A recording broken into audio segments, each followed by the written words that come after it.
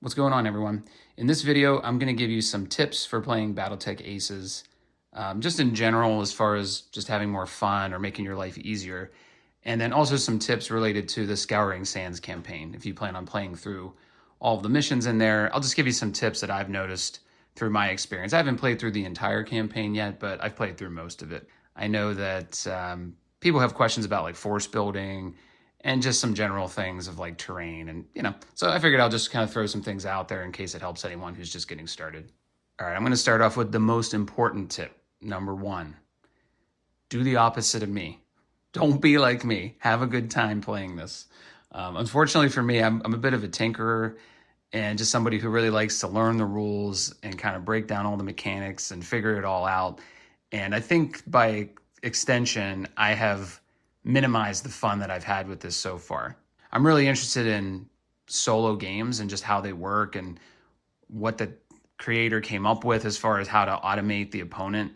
And I think just sometimes when you do that, it just strips down the fun because you're spending more time worrying about what is the solo doing? Is this right? Is this wrong? Do I agree? Do I not?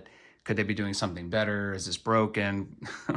When you think about those things, then you're just not having fun anymore. So my suggestion would be spend your time reading through the rules, very important, learning how to play the solo system, learning how to play the campaign. If you need to, understanding how to play combat vehicles and infantry, getting all set there, and then just go ahead and take this and just toss it. Take this and toss it. I mean, reference them if you need to, but just kind of get those things out of the way and just have a good time with this. That would be my number one tip. Again, I'm being a little bit dramatic, a little bit hyperbolic, but it really is meant to just have a good time by yourself because this is something that didn't really exist. I mean, you could play solo by yourself, just playing both sides of the force, but this gives you a chance to do something different. You can play by yourself while something else takes care of the other force, or you can play together against a combined enemy, which is a lot of fun too. But if you get too bogged down on the rules and making sure you're doing every card just right, you're probably not going to have a lot of fun. And that's probably been the case for me here at the beginning. So I'm trying to break away from that and just have a good time with this. But if you're just getting started, there's my tip for you as far as that goes. All right, tip number two, I think is a really important one as far as reading through the aces cards. Those are these here.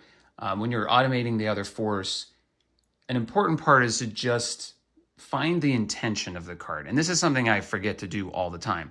Again, I get really bogged down in, okay, let me read this like a computer, start to finish. And then I just get really hung up on like, okay, well, it wants this and it wants this, and I got to make sure I do this. And sometimes you just have to stop and say, okay, what is the card trying to do? Because that might help me figure out what's the best thing to do as far as movement.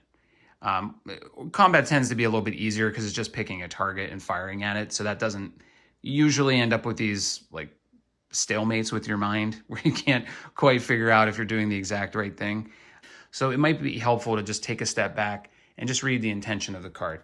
So for example, if I'm just looking at this skirmisher card here and we look at balance just as the most in-between type of movement, if you read through the instructions, it wants to be able to target at least one moved enemy, get closer to the target, get cover, or occupy the woods. So if I'm looking at this as far as intention goes, I think this one's pretty straightforward. It wants to be able to target something that's moved and close in on it. If it can, it would also like to get some cover, particularly in the woods. I mean, that's the general intention of it. It's a skirmisher. It wants to get locked in with one enemy, typically. It wants to do battle with one enemy and take it out that way in a duel, so to speak. So it's just trying to close in, be able to shoot something when it's done, and get into cover if it can. Pretty straightforward. I think if you think of it that way, it might help when you're looking at the map to figure out where do I want this thing to go or where should this thing go. Let me pull another card. Okay, I think this brawler card's kind of interesting. I think I pulled this one during my playthrough of the tutorial mission. So if you look at this one, now I'm kind of ignoring, the behavior selection and the target selection. I'm just kind of looking at what it wants to do. So if you look at this one, it doesn't want any enemies within 12 inches. It wants an ally within 6 inches. It wants to get closer to its target, and it wants to get covered to its enemies. So when we think about intention of this one, I probably have a little harder time figuring it out. But I think what it's generally trying to do is not get surrounded by itself. It doesn't want to get isolated with a whole bunch of enemies near it that can just focus fire and take it out. So it's trying to make sure it has some distance from enemies, but it has an ally nearby to cover it. And I like these cards when it does this. The Automa doesn't do this too often where it looks to allies. So I like that it wants to be close to something else so they're kind of working together, or at least has some cover from the other units. But it still wants to get closer to its target because that's what a brawler does. It wants to do this first, but if it can, it wants to move up and get closer to its target. And then, of course, if it can get in cover, that's always a smart idea to take cover if you can while you're satisfying these. So I think this one is, if I was thinking about intention, I would just say it doesn't want to get surrounded or get a bunch of enemies near it, but it wants to have somebody nearby that can help it. So it wants to make sure it's got its back covered. It's not going to be the only source as a target for the player force.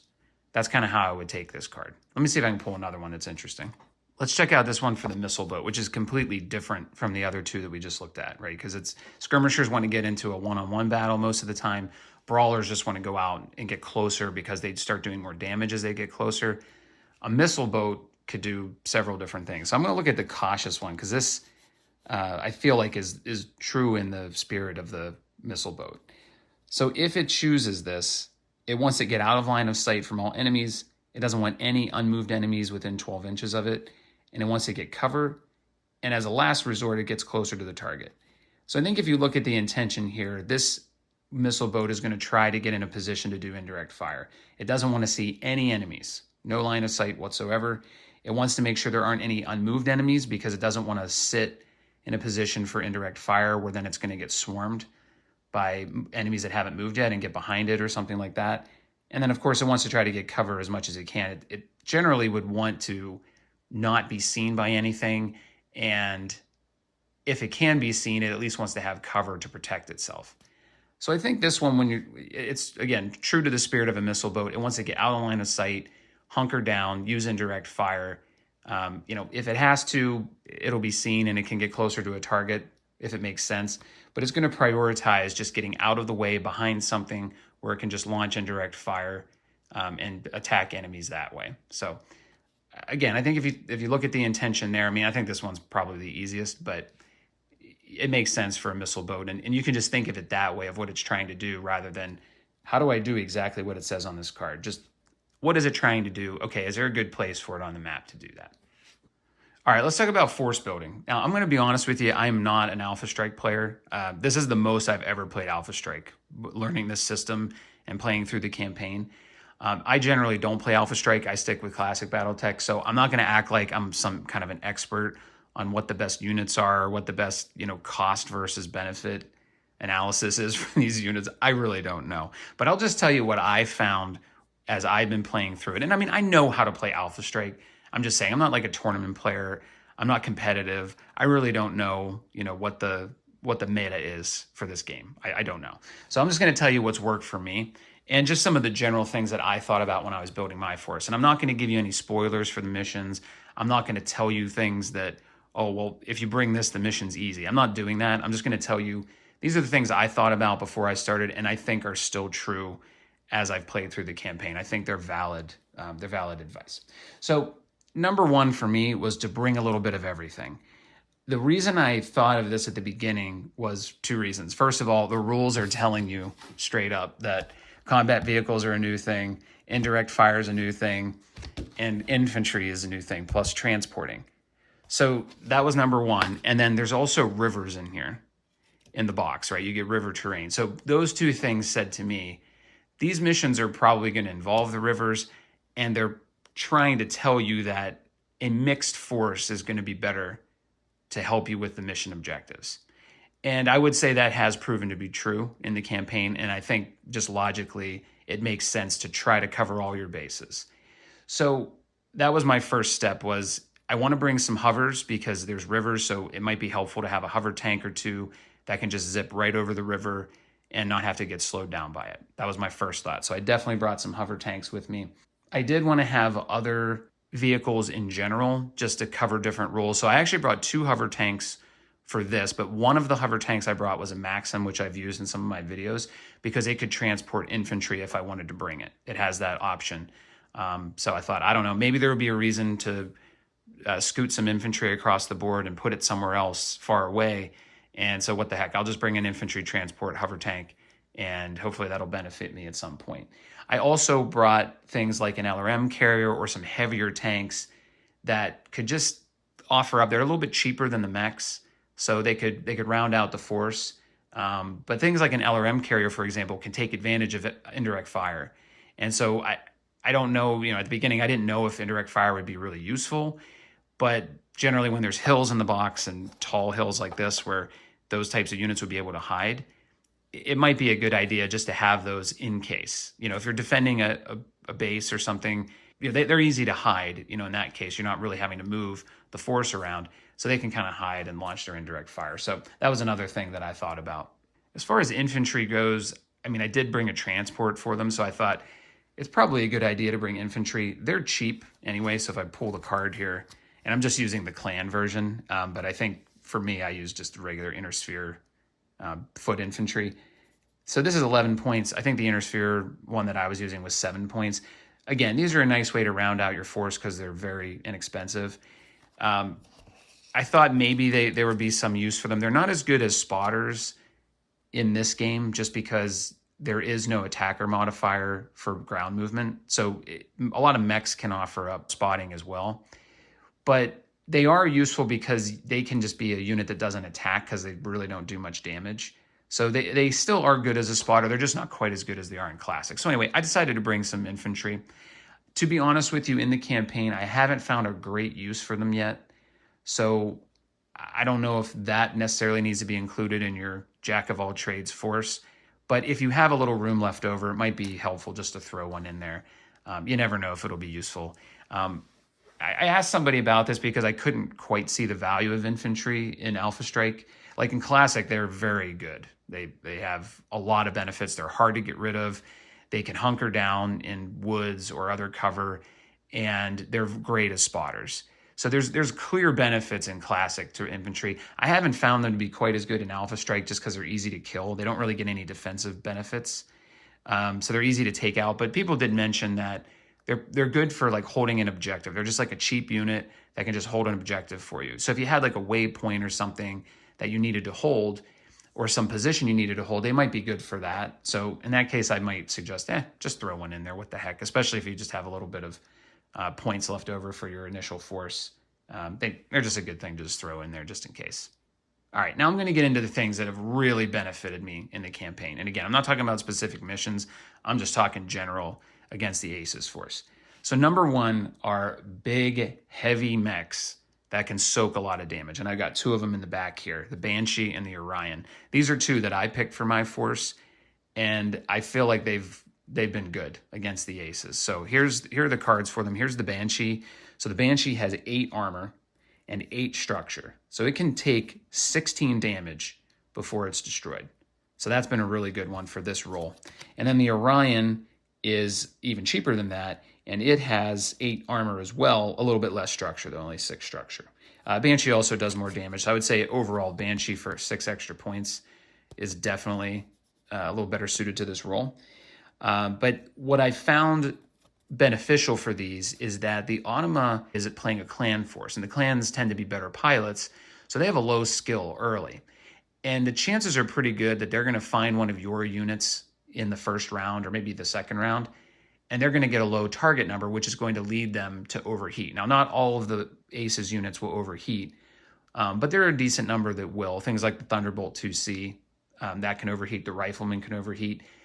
And even though it sounds weird, it almost helps if you can lead them into overheating, especially if they get their target number really low. Because a unit like the Banshee can take it. If they roll 6 dice on a low target number, the Banshee can take it, no problem. And they're probably going to find a unit like this because it has a low TMM. It has a high point value. It has 45. So I found that the Aces will pick up on this pretty frequently. And so if they overheat and they don't really do that much damage to the Banshee because it has so much armor, or the Orion, they end up hurting themselves later because now that unit has a 1 or a 2 overheat. It's harder for them to hit things. They're slower, and they either have a low TMM or they have no TMM. And that benefits you in later rounds because now they're a lot easier to take out. So I found that this is a good way to, of course, it's just good in general because they can take a lot of damage and they can deal a lot of damage, but it also helps as a way to bait the Aces into attacking a unit that can take it and hopefully overheating without destroying the unit. So I don't think this is like anything groundbreaking. Like most people are probably going to take heavily armored mechs, big mechs. I mean, that just kind of logically fits. When you have a 400 point value force, you're probably going to have some big heavy mechs in there. But I have just noted for that reason, I find them extra good because they can take that overheat, and they're often picked for that overheat because they're slow and they have high point value, and that can benefit you in later rounds. Just as important is to have some fast, high TMM units that you can also use to bait the aces later in the game. And so for me specifically, that's been, a hover tank. And then the spider. The spider's been an MVP in a lot of missions for me. So what these can do is, because of the way the aces cards work, and I'll just pull a couple of these again, but aces cards are often going to look close by when they're selecting a target. So here on the movement, it's looking 12 inches out. If I flip to the back, it's looking 6 inches out before it goes to 24 inches. And you'll see a lot of the aces cards are like that. Very few of them are going to look for a target on the movement steps that is 24 inches away. They're almost always going to be looking at 6, 12, 18, and then they'll go farther out.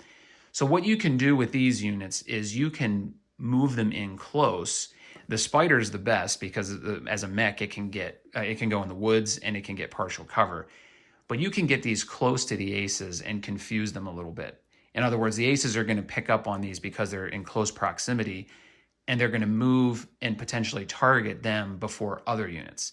So kind of going back to what I was saying with the heavy hitters, they can take some damage early to get the aces to overheat. You can then move these quicker units in to their close targeting ranges, and then they'll start attacking them instead, or moving in relation to them instead. And oftentimes they'll be wasting their turns because they're firing at, like, for example, the spider, if it jumps, it's going to have a 4 TMM. So even if the aces have a 3 skill, which most of the units will, they're starting off at a 7. If you can get this in the woods or behind cover, now they're at an 8. If they are in medium range, if you keep it out of 6 inches and they pick that target, now you're talking like 9s or 10s to hit these things. So I found that to be a pretty effective strategy. And you can see in my first video when I did the tutorial mission, I actually tried that with the Condor. I said, I don't know, I'm just going to try to move this behind enemy lines. And it was effective in getting them to kind of focus on it a little bit and kind of move and follow it. It serves as a good distraction. I mean, they're not going to last long. Like if I pull the Condor card, they're not going to last long. They only have 3 armor and 3 structure. They also take motive hits. So there's a pretty good chance this thing can get taken out if the aces get a good roll. But if they don't, it's a great distraction and it keeps them away.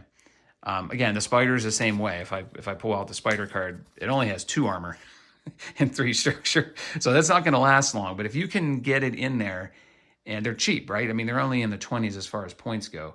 If you can get them in close and get the aces to spend some turns fighting them and keep your bigger units safe, then that can benefit you in a lot of ways. So I would say those two work in tandem. Big units to take the initial fire, smaller units to start distracting the aces and lead them on a chase, or just get them to waste some of their firing turns, especially if they're overheated.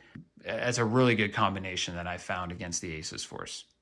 I think in the end, though, the first thing I said, bring a variety of units is really the best advice. I was playing with my kids to start, and they're like, I want to bring the Atlas and this and that, all these 100-ton mechs, or 90, 80-ton mechs, and that's what they want to load their force up with. And of course, they're taking up a lot of points, but then they're all just, you're putting your eggs in one basket when you do that. So I think a variety of forces, some slow and heavy with tons of armor, some really fast, some that just have different kinds of mobility, like hover tanks or jumping, and potentially even carrying some infantry, like having a transport with some infantry.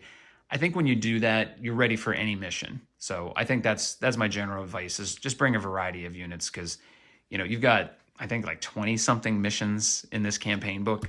So chances are you're going to see a little bit of everything. All right, let's talk about some comfort things as far as playing the game. Number one for me is use a lot of dice. The book actually tells you to do this. It recommends that you use dice for multiple reasons. Now, the Alpha Strike box, that is the only thing you need to play aces, will tell you to use the tokens that come with it. They're just like little circular tokens that say, this unit used ground movement, this unit used jump movement, this unit stood still. And they're telling you in the ACES rules, don't do that. Use dice to mark them, and use dice to not only mark the movement mode that they used or the movement type, but also what is their TMM after moving. And that's really important because a lot of the ACES cards are going to reference TMM, or I should say specifically the commander cards. So if you're looking at commander cards, there's most TMM, there's lowest TMM, lowest TMM. A lot of these will reference that, and it's really easy if you just have the dice that mark it. So for example, like if this spider moves, I mentioned it has jumping movement where it gets a TMM of 4. I would mark that with a red dice and a 4. If my condor moves and it uses ground movement, I would use a white dice and I would mark that with a 3. And if my infantry stood still, I would use a black dice. This is weird for me because black dice in classic BattleTech are used for running movement. So it's a little weird for me to use it for standstill, but they would get a black dice with a 6 for standstill movement. If they sprint, that's part of the ACES rules, you are allowed to sprint. So even if you play normal Alpha Strike and you decide not to use sprinting, because it's normally an optional rule, I think, in ACES it is on the board, and it is referenced on some of the cards as well. So if my Banshee sprinted, I would mark it with a yellow dice with a 1 for its TMM. So now if any of these cards are referencing these, they're going to know what the TMM is. The 6 means a 0. They don't get any TMM for that. So that's how I use these dice, and that's recommended by the book to do that. I actually just pulled the Alpha Strike Quick Start rules, and sprinting's not optional. It's just in there as a normal rule. So I guess in Alpha Strike, sprinting's just a normal thing. In Classic, it's definitely an optional rule. I think it's in Tactical Operations or something. In any case, so these 4 dice, these colors, I use them, and I think they're recommended to be used as movement modes. What do I use these other dice for? So I would strongly suggest that you have other colors of dice to mark other things that are happening during the game. And if you've watched any of the missions that I play through, or just the examples I've given, I tend to use these, and I think I've mentioned a couple of them. But I use these to mark different conditions for the mechs, which I think is really helpful for trying to remember, penalties or bonuses or whatever is going on for a particular unit. So the first one I have here is an orange dice, and I have been using this in Alpha Strike to mark overheat. So on an enemy unit, or even the player, if they overheat, I will mark them with the dice and the number of overheat that they have. So if, for example, if it's like the Thunderbolt 2C, which I think has 2 overheat, if it uses both, I'll place that next to it with a 2 showing. So that's an overheat 2. Now, the cards themselves have an overheat skill on them. Even mechs that can't overheat, like the Spider, they have the overheat skill, and you can mark this. But I find sometimes when I'm calculating the target number, I'm not really looking at the unit, at least their card. I'm just kind of looking at the map. And so it's helpful for me to have these listed there.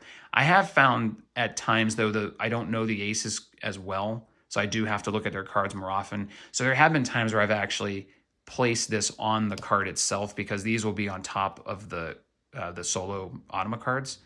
And so sometimes I found if I put these on here, then I'll definitely remember to do that when I pick up the card. So that's kind of a personal preference, what you think would make you remember better. I tend to put them on the map, next to the unit. I feel like that's the easiest way to do this. But there's a lot to track in this game, so it can get hard to remember. So let's talk about the other dice. And this is all just what I do. Like I said, I'm not telling you that you have to do this. I'm just telling you these are just some of the things I use, or I do to remember. So purple dice, I've mentioned a few times in my playthroughs. I use this to indicate movement loss. So in classic BattleTech, this is pretty simple. If they lose 1 movement point, I put a 1. If they lose 2 movement points, I put a 2. In Alpha Strike, the movement loss can be a lot bigger. If you take the MP hit as a critical, if you have a unit like the Spider that can move 16, you're talking 8 inches of movement. So what I've done to adapt this is I just treat this as a unit of movement. And so in Alpha Strike, that's 2 inches, right? 1 hex in classic BattleTech is 2 inches in Alpha Strike. So if they lost 2 inches of movement, like from overheating, I'll put a 1 on there. If they took, so in the example of the Spider, if they took an MP hit and they lost 8 inches of movement, then I would put a 4 on there to indicate that they've lost 8 inches total of movement. Now, I sometimes have to get a little bit creative in Alpha Strike because, again, you could take multiple MP hits, you could lose movement in other ways, so I just kind of have to do the best I can. But at least having this next to the unit reminds me just to double check their card. I've been using gray. Now, I normally use yellow in Classic BattleTech to indicate a shooting penalty, like a weapon hit penalty that they're going to have to suffer if they're firing weapons at range. And so since that's used for sprinting and aces, I've been using this gray dice to represent that. So if they take a weapon hit, I just put, again, okay, they took 1 weapon hit, they took 2 weapon hits, they took 3 weapon hits, and I just mark it that way. So that way I remember, okay, this unit's attacking, they normally do 5 damage, okay, they're only going to do 4 damage this round. Again, the goal of these is really to get me to refer back to the card, but that's what I've used those 3 for. Blue I use as my force withdrawal dice, so if a unit's in force withdrawal, I just mark it with the 1 every time. But that just tells me that that unit needs to start moving toward the escape edge. Or in the case of aces, I need to go to the force withdrawal card and make sure they're following those movement rules. Green and pink, I don't use that often. And just to be clear, here's my big bag of these tiny dice. And these just happen to be the colors that I have. I will use green sometimes. I use these for VTOLs. If I use them, I'll mark the elevation on these. I'll also use these just to indicate sometimes a partial cover bonus or a woods cover bonus. That's usually not that necessary in Alpha Strike, but just in case it's unclear. Like for example, in Classic BattleTech, if someone's sitting in the woods, you can't see the woods hex anymore. So I'll often mark them with this just to indicate, okay, they're in woods cover right now, sitting in it. In Alpha Strike, I might use this in a situation like that, but I'd probably find some other use for it. Same with pink. When I play Classic BattleTech, I use this to indicate a piloting skill roll. Alpha Strike, that doesn't exist. I've been using this for engine hits. That's been pretty good for Alpha Strike. If they take an engine hit, which is rare, then I'll just mark it with the pink dice, just because that means they're going to take heat if they fire their weapons. So it's just a way to remind myself that they don't have any heat right now. That would be an orange dice, but they potentially could take some heat. So those are just some ideas. That's what I use mine for. Again, you can make these mean whatever you want, whatever you need to remember to make sure that you're executing your units and the aces units according to the rules based on what's happened to them so far. All right, next up for a tip is terrain. And, I've used a bunch of different things in the videos I've made and just playing through the campaign. I've used trees that I bought. I've used the cardboard trees from the Alpha Strike box. I've used my own Hextech hills, and I've used these cardboard hills. I've used the buildings, like actual Hextech buildings that I have, and I've used the buildings that come with the Alpha Strike box. And at the end of it, I've decided I just stick with these. It just makes your life a lot easier. It matches exactly what they have in the campaign mission briefing. The diagram they give you matches exactly. It just makes it so much easier to set this up. I found that these are pretty good too. I mean, they, they're very geometrical, very hard edges, but I think they're fine. And I did find when I used the Hextech hills that it gave the players and the Automa too many places to hide because they're multi-level, right? Like this is just a straight up level 2 hill or like a 4-inch hill or whatever. No, 2-inch hill, sorry. But the Hextech hills I have are like, okay, this part of the hill is 2 inches. This part of the hill is 4 inches. And it just gives them too many little sniper holes to go into. So I found that it took a little bit of the fun away. These make the units either use it because they don't want to be seen or move around them and get, kind of engaged with each other. So I would recommend just sticking with these for your terrain, especially when it comes to the diagram. If you have terrain that matches that perfectly, that's 3D terrain, more power to you. I know I think the official one where like the Catalyst people play, they actually have terrain that's like perfect for this campaign, and that's awesome, but I don't think too many people have that.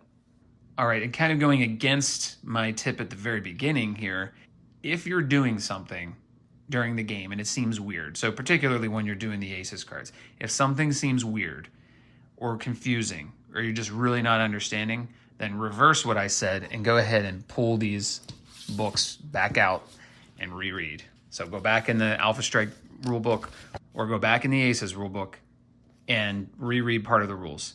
There have been times where I got very confused about what was on these cards, what the icons meant. And I have a tendency, the way I am personally, I feel like if I learn the rules, I know them. And I just do them, and I never really feel like I have to go back and reread them. When in actuality, I do need to go back and reread them because sometimes you get a little rusty or you just forget a little bit, things fade. And so sometimes I do need to get the rule books out. So I would highly recommend that if you're doing something and it seems a little odd, don't be afraid to get the rule book out. Also, don't be afraid to leave these out like this. This is a part I ignore a lot. And every once in a while, I'll find myself skipping a step. And so I have to keep this out because there's a lot of steps here. You can see that. But this is an easy part to just think that, oh, I know exactly what the process is for going through the aces round. But every once in a while, something will sneak in. And I'll just need to check myself and make sure that I'm actually following every step here. It's also good to have this out. So for all the new rules that are on here, there's also one from the Alpha Strike box that goes through the basic rules of Alpha Strike. It's nice to have these sitting next to the table, just in case. You never know when a rule is going to slip your mind. And it's just nice to have those out and available so you don't have to go digging through boxes for them. All right, so that's really it for my tips. Nothing groundbreaking, nothing too crazy.